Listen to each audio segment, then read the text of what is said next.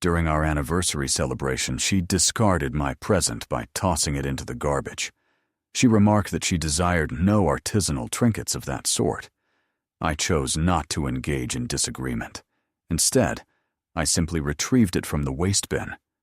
The following day, she noticed it prominently displayed in a gallery's front window, accompanied by a 10,000 valuation label. I observed her discarding 3 months of dedicated effort straight into the kitchen waste receptacle. The wooden container struck the bottom with a solid impact. She clapped her hands as if ridding herself of genuine refuse and exited the room. My identity is David, aged 37. I specialize in bespoke woodworking. It's not precisely furniture, but rather artistic creations, such as boxes, sculptures, and ornamental items. This occupation demands considerable time and expertise. It hasn't bestowed wealth upon me, yet it sustains my financial obligations. I've pursued this path for 8 years, having departed from my corporate employment. It stands as the finest choice I've ever executed. I've shared my life with Monica for a span of 3 years. She's 34 years old, employed in the real estate sector, and frequently earns a superior income compared to mine. She never hesitated to remind me of this fact through subtle remarks about her role as the primary earner, contrasting my pursuits in woodcraft with her legitimate endeavors. I tolerated these jabs because, during favorable times, our connection was profoundly fulfilling. However, of late, unfavorable periods have outnumbered the positive ones. Our anniversary occurred the previous day, marking 3 years together. Over the preceding 3 months, I devoted every available moment outside of my funded assignments to crafting her gift. It was a jewelry storage box, far from ordinary. This creation represented a pinnacle of artistry, featuring walnut and maple veneer work, intricately hand-carved elements, and dovetail connections so impeccably fitted that insertion of a slip of paper was impossible. It included concealed sections and magnetic fasteners, embodying a work requiring countless hours dispersed across months to achieve perfection. I presented it to her amidst a homemade dinner featuring her preferred dishes, enhanced with candlelight and an atmosphere of care. Upon unwrapping, she merely gazed at it. No expression of joy or astonishment appeared. She inquired as to its nature. I explained it as a jewelry container, tailored for her extensive collection of valuables. I envisioned her appreciating a personally crafted item to house her possessions, something uniquely hers. She placed it back on the table and stated she had anticipated receiving the bracelet she had pointed out to me recently, the one from Tiffany costing $4,000. I clarified that such an expense lay beyond my current means due to a slowdown in business activities. She lifted the box once more, examining it thoroughly as one might scrutinize a flawed merchandise piece, and declared her disinterest in homemade novelties. Thereafter, she rose, proceeded to the kitchen, and deposited it into the trash. For a brief interval, I remained seated, refraining from shouting or debating, merely absorbing the occurrence. 3 months of labor, numerous hours consigned to the refuse because it bore no Tiffany label.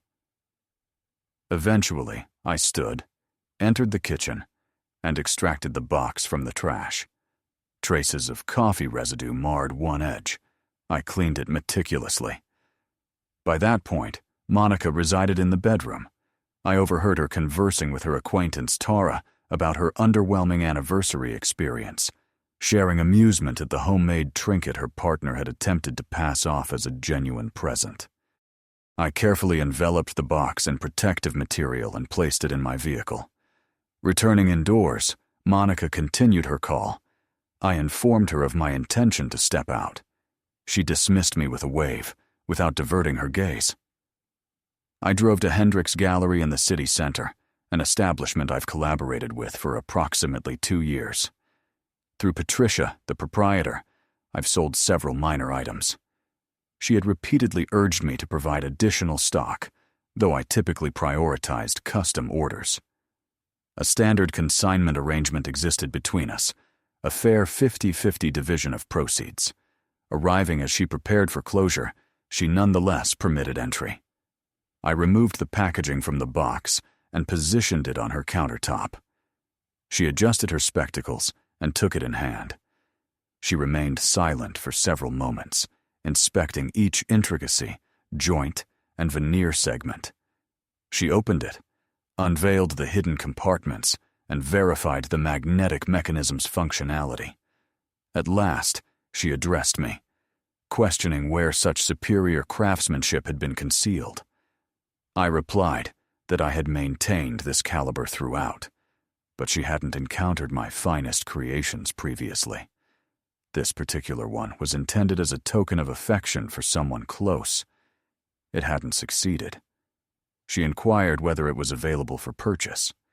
Affirming its current availability, she handled it with care and articulated her intuition, classifying it as suitable for gallery presentation, genuine gallery-grade quality.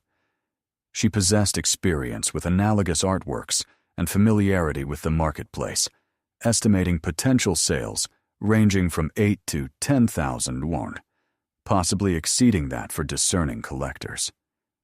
My expression must have conveyed shock, prompting her to elaborate that such craftsmanship was uncommon. The veneer alone achieved museum standards. She knew select collectors specializing in exceptional woodcraft. She intended to capture professional images, arrange an appraisal, and exhibit it prominently in the front display. Processing would require a few days. I authorized her to proceed as necessary. We reviewed the documentation, amending our existing consignment terms for this item. She would manage insurance during its possession. I would receive half of the final price. These were customary conditions. Departing, a sensation unfamiliar for months enveloped me. Not rage or sorrow, but profound clarity, as if all matters abruptly aligned. Upon returning home, Monica appeared asleep or feigned it. Either way, indifference prevailed. That night, I rested in the guest quarters. The subsequent morning, I arose promptly and retreated to my workspace to complete a client-ordered item. Monica departed for her job without uttering a word. I detected her vehicle exiting around 8 a.m. Over the ensuing 2 days, Patricia processed the necessary documents, commissioned professional photography, prepared a condition report, and handled provenance paperwork. She consulted an impartial evaluator who corroborated her preliminary judgment. Comparable items had fetched between 8 and 12,000 in auctions. Consequently, she priced it at 10,500. By Thursday, 3 days post-delivery, Patricia contacted me. The box now occupied the front window, optimally illuminated a focal point with the price tag prominently displayed. Early interest had materialized from 2 serious parties. One collector planned to return on Saturday for deeper inspection. Expressing gratitude, I resumed my tasks, without further contemplation initially. Later that Friday afternoon, however, numerous notifications disrupted my phone. 8 unanswered calls from Monica, accompanied by 15 messages. Reviewing them, I learned she had spotted the box during her midday break, her workplace mere blocks away. Immediate recognition occurred due to its distinctive veneer design. She demanded clarification on its presence there, questioning why my discarded artwork commanded over 10,000. Assuredly, this constituted an error. I required her immediate contact. Instead, I replied with a single message, stating the homemade trinket had discovered a more appreciative environment, one that valued authentic skill. Subsequently, I silenced her notifications and concluded my workday. Upon arriving home, she awaited me in the driveway, engine operational. Exiting her car as I parked, her countenance flushed. She commenced shouting even before my door opened. She interrogated whether that was indeed my box showcased, and if someone genuinely offered $10,000.